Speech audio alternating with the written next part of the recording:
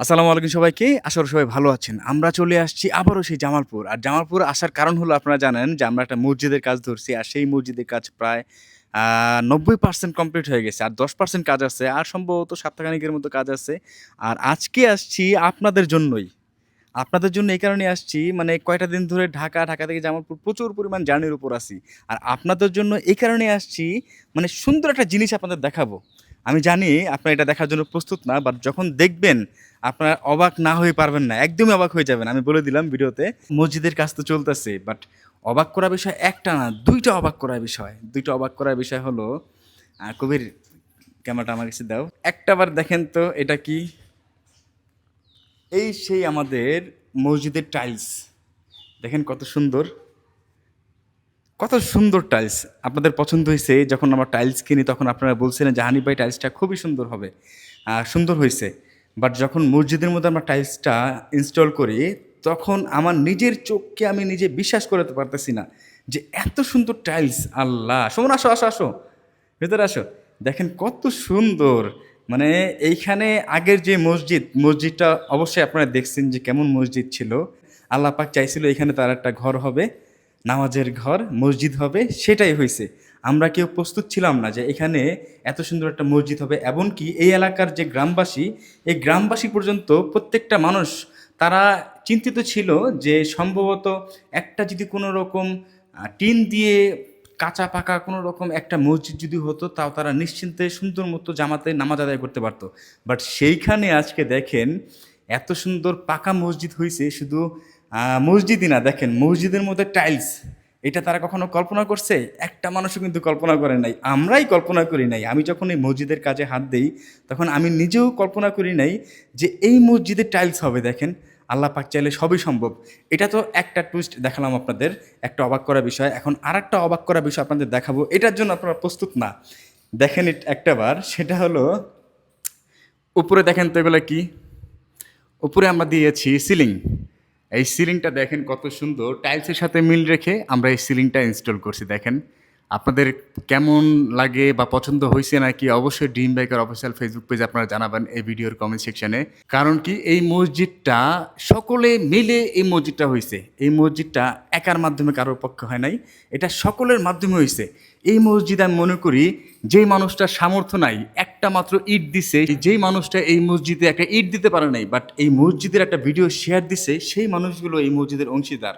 আল্লাহ পাক যেন প্রত্যেকটা মানুষের এই মসজিদের দান যেন সরাসরি কবুল করেন না, এটা আমার চাওয়া। এটা আমার আল্লাহ পাকের নিকট দোয়া করি আপনাদের জন্য যে আমাদের সকলকে যেন আল্লাহ পাক কবুল করে নেয়। এই মসজিদটা দেখেন কিভাবে হয়েছে। আমাদের সমাজে এমনও হাজারো বিত্তবান মানুষ আছে যাদের একজনের মাধ্যমে এমন একটা মসজিদ করা পসিবল। আর সেখানে এরকম অবহেলিত মসজিদ হাজারো আছে আমাদের গ্রাম বাংলায়, হাজারো এরকম অবহেলিত মসজিদ আছে। আর সেই মসজিদগুলো হয় আপনার আমার মাধ্যমে। যেই মানুষটার একটা ইট দেওয়ার সামর্থ্য নাই, সেও কষ্ট করে একটা ইট দেয়। যে মানুষটা কোনো কিছু দেওয়ার সামর্থ্যই নাই, সেই মানুষটা একটা শেয়ার দেয় ভিডিওতে। প্রত্যেকটা মানুষের জন্য আল্লাহ পাকের নিকট আমি দোয়া করি আমাদের এই দান যেন আল্লাহ পাক কবুল করেন। শুধু এখানে দেখেন, আপনাদের বলছিলাম যে আমরা এই মসজিদের, দেখেন আমরা কিন্তু মসজিদের জন্য থাই গ্লাসও লাগাইছি। দেখো একটু সুন্দর মতো থাই গ্লাসও লাগানো হয়েছে মসজিদে। এই পাশেটা দেখো, এই পাশেটা অন্ধকার। মানে আমার বিশ্বাস করবেন না, আমি যে আজকে এত পরিমাণ খুশি যে আল্লাহ, আমি বলছিলাম আগের ভিডিওতে, এটা বাস্তব কথা বলছি আমি, যে আমরা আমাদের ঘর বাড়িতে টাইলস ব্যবহার করি, এমনকি বাথরুমে পর্যন্ত দামি দামি টাইলস ব্যবহার করি। মানে যেটার কোনো প্রয়োজনই নাই, জাস্ট কি চোখের সৌন্দর্য, যেটা আমাদের প্রয়োজন নাই সেটাই আমরা করি। এমনকি এটার কিন্তু একদিন হিসাব দিতে হবে, জবাবদিহিতা করতে হবে যে বাথরুমে, আমার ঘরের বাথরুম যেটা আমার প্রয়োজন নাই, বিদেশ থেকে আমরা দামি দামি ব্র্যান্ডের টাইলস লাগাই ঘরের বাথরুমে। আর তার পরিবর্তে গ্রাম বাংলায় এরকম হাজারো মসজিদ দেখবেন, কাঁচা মসজিদ, কোনো রকম যে একটু পাকা করে সিজদায় মাথা ঠেকাবে সেই সুযোগও নাই। কাঁচা মসজিদ, মাটির মসজিদ, বৃষ্টি আসলে বৃষ্টি পানি পড়ে সেই কাঁচা মসজিদের মধ্যে মানুষ দেখেন শান্তিতে আল্লাহ পাকের নিকট সেজদায় লুটে পড়ে। আর আমরা দেখেন কত সম্পদশালী, আমাদের সমাজে হাজারো এরকম সম্পদশালী আছে না? যে একটু আগে বললাম যে বাথরুমের মধ্যে দামি টাইলস লাগায়। আপনি জানেন কি না জানি না, আমাদের এই সম্পদের পাই টু পাই হিসাব দিতে হবে। এটা মিস যাবে না। আপনি আমি সব কিছুতে পার পেলেও আল্লাহ পাকের দেওয়া সম্পদ, এই সম্পদ আপনি কতটুক কাজে লাগাইছেন ইসলামের জন্য, মানবিক কাজে কতটুকু কাজে লাগাইছেন, এগুলো প্রত্যেকটা হিসাব দিতে হবে। আপনি ভাবতে পারেন যে আমি আমার লাইফে অনেক কষ্ট করছি, আমি আমার জীবনে প্রতিষ্ঠিত হয়েছি নিজে, এটার কিসের হিসাব দেবো? আমি কষ্ট করছি, আমি ইনকাম করছি, এটার কোনো হিসাব নাই। না ভাই, এটা বললে একদম ভুল। আপনার জীবনে, আমার জীবনে সফলতা একমাত্র আল্লাহ তাআলার পক্ষ থেকে আসে। আল্লাহ তাআলার পক্ষ থেকে সফলতা আসে বিধায় আজকে আমি আপনি টাকা ইনকাম করতে পারি। এই সফলতা হওয়ার পরেও যদি আল্লাহ পাকের বান্দার কথা ভুলে যাই, আল্লাহ পাকের ইসলামের কথা ভুলে যাই, আল্লাহ পাকের হুকুম হাকাম থেকে দূরে সরে যায়, তাহলে অবশ্যই আমার আপনার প্রত্যেকটা মানুষের এই সম্পদের পাই টু পাই হিসেব দিতে হবে। যেই সম্পদ, আমার আপনার তো কথা ছিল যে আপনার আমি সফল হয়েছি আমাদের জীবনে, আমরা সম্পদশালী হয়েছি, আমাদের সম্পদ থেকে একটা অংশ দিয়ে দিন আমি মসজিদের মতো অবহেলিত মসজিদে, আমার সম্পদ থেকে একটা অংশ আমি দিয়ে দিন এতিমখানায়, আমার সম্পদ থেকে একটা অংশ আমি ব্যয় করি না মানবিক কাজে। কই আমরা করি? কয়জন করি বলেন তো? খুবই কম। আমি মনে করি যে আমাদের মতো মধ্যবিত্ত আর গরিব মানুষ তারাই এই কাজে নিয়োজিত থাকে, বড়লোক মানুষ খুব কম ভাই।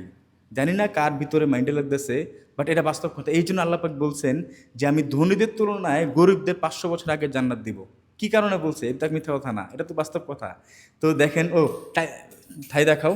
থাইটা ভিতর থেকে আপনারা কতটুকু বুঝতেছেন আমি জানি না, বাট বাইরে আমি দেখাবো, বাইরে থেকে আপনারা সুন্দর বুঝতে পারবেন। আর আবারও একটু সুন্দর মতো আপনারা দেখেন। এই পাশ থেকে আসো কবির, কবির এই পাশে আসো। এখান থেকে একটু দেখেন আপনারা, মানে এখনো তো মসজিদে রং দেওয়া হয় নাই, রং যখন দেওয়া হবে দেখেন কত সুন্দর লাগতেছে। মানে এই সেই মসজিদ, ভাবা যায় আগের মসজিদটা আর এখন মসজিদটা দেখেন। একটু একটু আমি সময় নিলাম, আগের মসজিদটা আপনারা একটু দেখেন।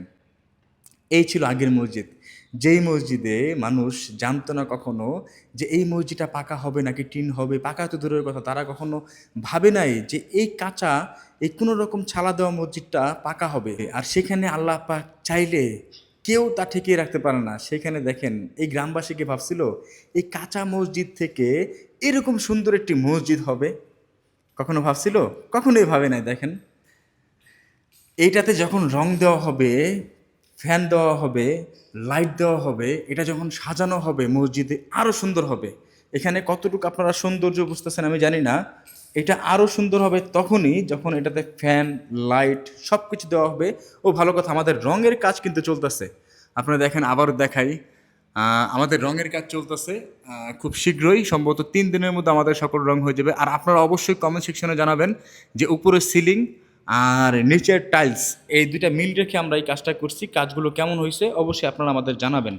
অবশ্যই আপনাদের ভালোবাসায় আমরা এতদূর আসতে পারছি, আপনাদের ভালোবাসায় আমরা এরকম মানবিক কাজগুলো চালিয়ে যেতে চাই মৃত্যুর আগ পর্যন্ত। কারণ আমি সবসময় বলি যে আল্লাহ পাক আমাদের জীবন একটাই দিছে, দুনিয়ার জীবন একটাই। এই এই ছোট জীবনে আপনি যে ভালো কাজ করবেন সে ভালো কাজে আপনার কবরে যাবে, যে খারাপ কাজ করবেন সেই খারাপ কাজে আপনার কবরে যাবে। এবার বাইরে থেকে মসজিদটা আরেকটু দেখাই, আপনারা দেখেন। ভালো কথা, আমাদের উপরে কিন্তু টিনের কাজ হয়ে গেছে, টিনের কাজ একদম কমপ্লিট। আর রং দিলে এই মসজিদটা আরও পরিপূর্ণভাবে আপনারা দেখতে পাবেন।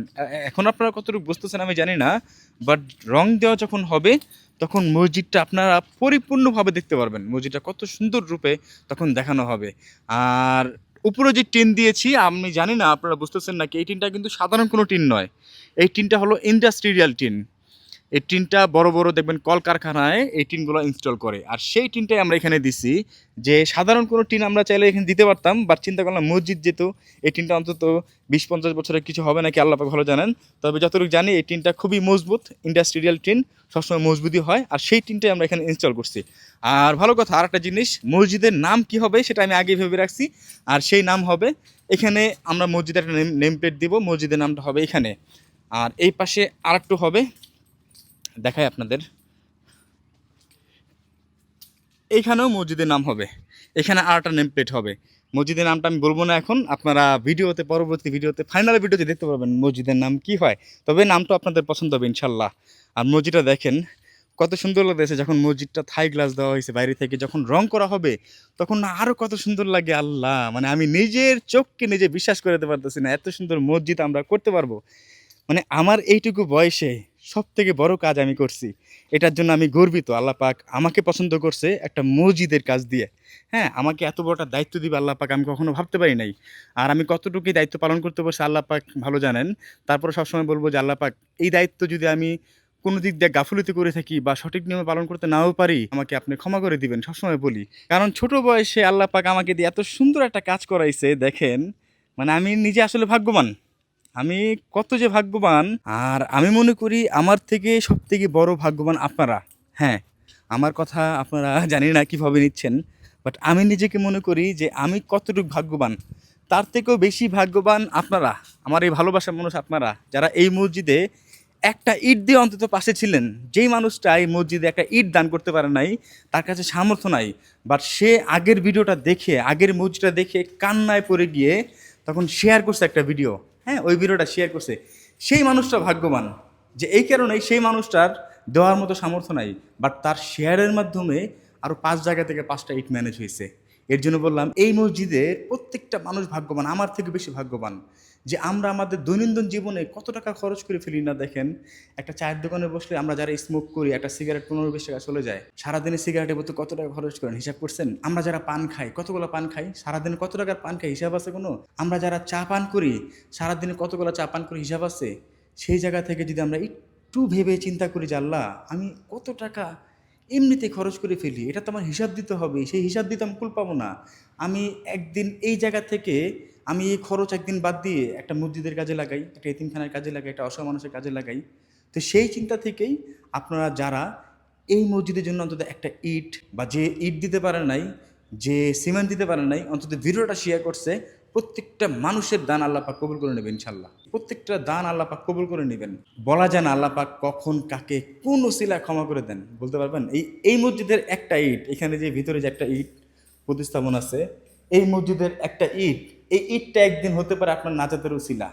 আর আপনি কতটা সৌভাগ্যবান দেখেন, এই যে দেখেন, এই যে টাইলসটা দেখছেন, এই মসজিদের টাইলসটা, এই টাইলসের নিচে ইট আছে। আপনি কতটা ভাগ্যবান যে এই টাইলস, এই ইটের মধ্যে মানুষ সেজদার মতো হয়ে যাবে, আর সেই সেজদা সরাসরি পৌঁছে যাবে আল্লাহ পাকের নিকট। বলা যায় না তো আল্লাহ পাক কোন বান্দার সেজদাটা কবুল করে নেয়, আর সেই কবুলে হবে আমাদের নাজাতের উসিলা। কতটা ভাগ্যবান না দেখেন, যে আমি যে টাকা দিছি, একটা ইট দিছি, সেই ইটটা কোন বান্দার কপালে ঠেকতেছে আল্লাহ পাক ভালো জানেন। আল্লাহ পাক কবুল করে নিলে সকল গুনাহ মাফ ইনশাআল্লাহ। আমরা এটাই চাইবো যে আমাদের প্রত্যেকটা দান যেন আল্লাহ পাক কবুল করে নেয়। আর আপনাদের প্রতি স্পেশালি থ্যাঙ্কস আমার এরকম ভালো কাজে সবসময় পাশে থাকার জন্য। ভালো থাকবেন সবাই। পরবর্তীতে ফাইনাল ভিডিও দেখাবো, পুরো মসজিদ কমপ্লিট হয়ে গেলে ইনশাল্লাহ 1 থেকে 1.5 সপ্তাহ লাগবে, আমরা চলে যাবো আবার ঢাকায়। আর কবির, সুমন, ওদের কাজ আছে ইলেকট্রিক কাজ, ওরা ইলেকট্রিক কাজ আছে, বাকি দায়িত্ব আমি দিয়ে যাবো কবির সুমনকে। কবির সুমন আমার ক্যামেরার পেছনেই আছে। যাই হোক, ভালো থাকবেন আপনারা সবাই। আসসালামু আলাইকুম সবাইকে।